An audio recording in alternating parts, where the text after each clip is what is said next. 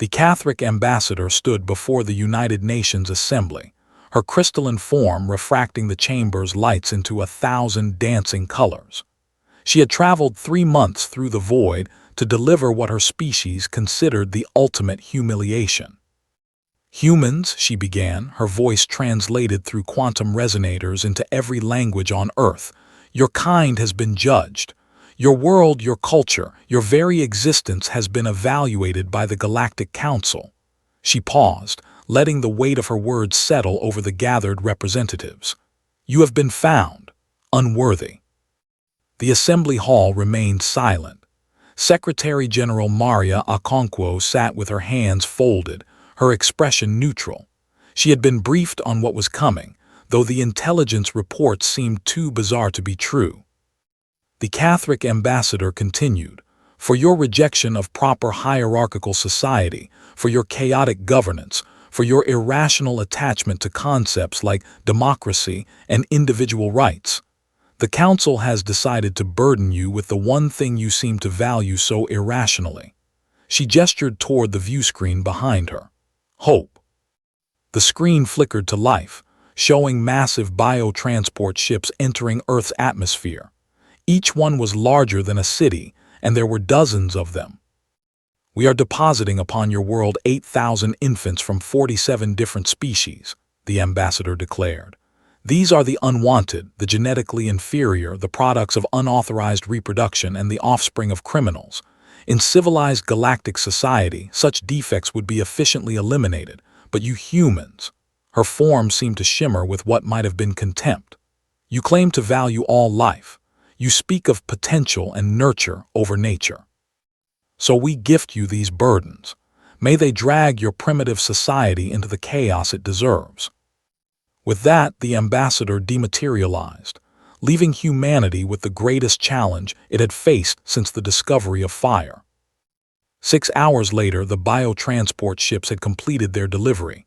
8,000 infants, some humanoid, some decidedly not, were distributed across every continent.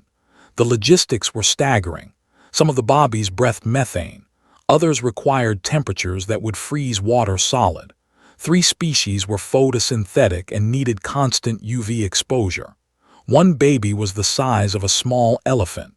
Another could fit in a teacup. The world's governments mobilized, but it wasn't the governments that moved fastest. In Detroit, Michigan, a retired nurse named Susan Chen was watching the news when she saw images of a Thaxian infant, a creature that looked like a cross between a caterpillar and a dolphin, struggling in a makeshift holding facility at the local airport. The baby's skin was turning gray, a sign of dehydration in its species. Susan was in her car within 5 minutes. At the facility, she pushed past confused officials, scooped up the infant, and dunked it into a janitor's bucket filled with water. The Thaxian's color immediately brightened to a healthy blue-green. "Someone get me salt," Susan barked. 2 cups now. This is a brackish-water species. You're killing it with fresh water." Similar scenes played out across the globe. In Mumbai, a marine biologist converted his swimming pool into a nursery for 6 aquatic delphin bobbies. In Sao Paulo, a collective of engineers worked through the night to build a pressure chamber for a young gourmet who needed 3 times Earth's atmospheric pressure.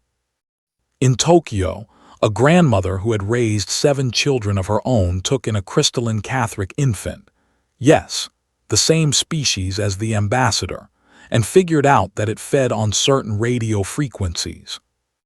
The response was neither organized nor orderly. It was human. Dr. James Whitmore stood in what had been a convention center in Chicago and was now the world's most diverse daycare. As the lead coordinator for the North American response team, he had expected chaos. What he hadn't expected was how quickly people adapted. A young parent named Marcus was showing a Trellin couple. Their child was among the 8,000. How to install car seats properly. The Trellins, bird-like beings with 4 arms, were taking notes on tablets. "See, the straps go over the shoulders, not under," Marcus explained patiently.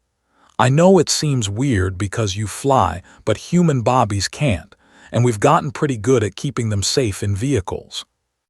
Nearby, a pediatrician was on a video call with a xenobiologist from the Galactic University, one of the few aliens who had quietly reached out to offer help, against council orders. Together, they were developing a vaccination schedule for a Corthan infant whose immune system operated on principles Earth science was just beginning to understand. The antibodies don't cross the placental equivalent, the doctor muttered, scrolling through data. But they do get transmitted through this secondary organ here, so we need to stimulate the foster mothers. I volunteer, said a voice behind him. A woman stepped forward. I'm still nursing my twins. If you can make it safe, I can provide whatever this baby needs. Dr. Whitmore felt something catch in his throat. This same scene, ordinary people offering extraordinary solutions, was repeating in hospitals, homes, and community centers across the planet. 3 months after the gift, Ambassador Catherick returned to Earth, this time accompanied by a delegation from the Galactic Council. They expected to find a world in collapse, infrastructure crumbling under the weight of impossible demands, economies shattered by the burden of caring for alien young. Instead, they found a planet that had thrown the biggest baby shower in history. Secretary General Okonkwo met them in the same UN chamber, but this time she was smiling. Behind her, the view screen showed a montage, a Gormath toddler taking its first steps with a cheer squad of human children surrounding it, a Delphun baby laughing, the universal language, as a human father played peekaboo through the glass of an aquarium, a crystalline Catholic infant being rocked to sleep by an elderly man humming an old lullaby. Ambassador, Okonkwo began, we received your note, the one you sent with the children. The Catheric's crystalline form flickered. That was not a note, it was a judgment. Well, we read it as an invitation, Okonkwo replied. She gestured, and an aide brought forward a massive, leather-bound book. We wanted to send our response properly, so every nation, every community that took in one of the children signed this. It took a while. 8,000 thank you notes take time to write properly. The ambassador's form went completely still. Thank you. Of course. You gave us 8,000 new perspectives, 8,000 opportunities to learn, 8,000 reasons to become better versions of ourselves. Okonkwo opened the book to a random page. This is from a family in Norway. They're raising a Thaxian named, well, they can't pronounce the original name, so they call her Marina. They say she's taught them patience, creativity, and the importance of checking the salinity of bathwater. Another page. This is from a support group in Kenya. They're coordinating care for 7 different species. They say the experience has united their community in ways nothing else ever has. The council members began murmuring among themselves, in various languages and frequencies. You must understand, the lead counselor, a towering Vexnari, spoke up.